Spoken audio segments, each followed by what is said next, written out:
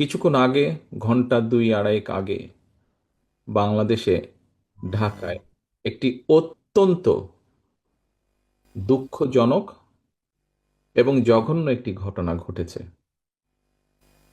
ইনকালাব মঞ্চের নেতা জনাব ওসমান হাদি, তাকে গুলি করা হয়েছে, তার উপরে গুলিবর্ষণ করা হয়েছে।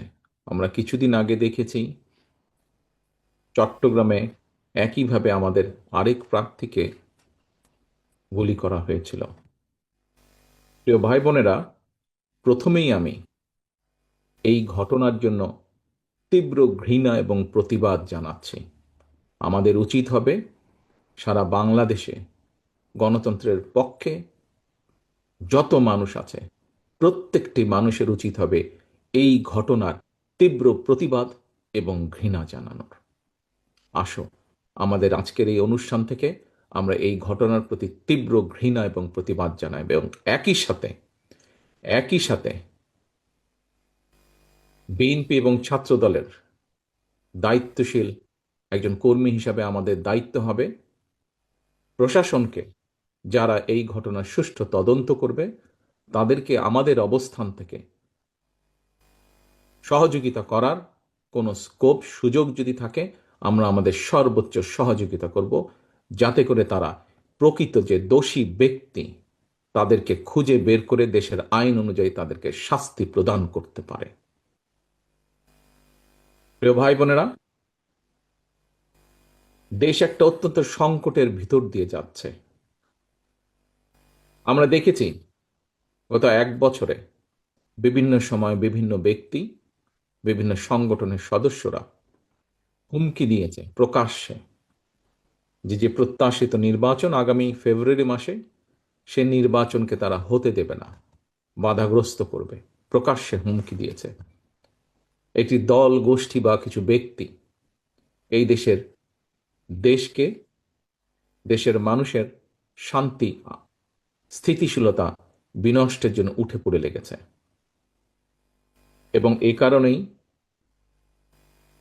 বাংলাদেশ জাতীয়তাবাদী দল এবং একই সাথে যারা বাংলাদেশের অস্তিত্বে, স্বাধীনতা, সার্বভৌমত্বে বিশ্বাস করেন, দল ছোট বড় বিষয় না, যারা বাংলাদেশি জাতীয়তাবাদের অস্তিত্বে, বাংলাদেশের অস্তিত্বে বিশ্বাস করে, সবার আগে বাংলাদেশ, এই নীতিতে যারা বিশ্বাস করে, আমাদের প্রত্যেকটি দল, প্রত্যেকটি নেতা, প্রত্যেকটি কর্মী, প্রত্যেকটি মানুষকে আজ অতীতের যে কোনো সময় থেকে সবচাইতে বেশি ঐক্যবদ্ধ হতে হবে। কারণ যারা এই দেশের স্বাধীনতাকে ধ্বংস করতে চায়, এই দেশের সার্বভৌমত্বকে ধ্বংস করে এই দেশের স্থিতিশীলতাকে ধ্বংস করতে চায়, তারা তাদের ষড়যন্ত্র যে শুরু করে দিয়েছে, আজকে ওসমান হাদির ঘটনা দিয়ে তা প্রমাণিত হয়।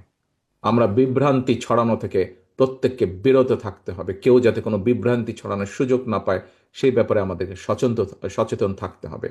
এবং একই সাথে তদন্তের স্বার্থে যারা তদন্ত করবে, সত্যিকার অপরাধীকে যারা ধরবে, আমাদের অবস্থান থেকে যতটুকু সম্ভব আমরা সর্বোচ্চ সহযোগিতা করব। আজকের অনুষ্ঠানে আমার বক্তব্যের প্রথম অংশ এটি। আমাদেরকে প্রতিবাদ গড়ে তুলতে হবে এবং যে কোনো মূল্যে অন্যায়ের বিরুদ্ধে প্রতিবাদ গড়ে তুলতে হবে, যে কোনো অন্যায়ের বিরুদ্ধে এবং যে কোনো মূল্যে এই দেশের মানুষ যাতে করে তাদের হারানো গণতান্ত্রিক অধিকার ফিরে পেতে পারে, তার জন্য আমাদেরকে সদা সর্বদা সচেষ্ট এবং সতর্ক থাকতে হবে।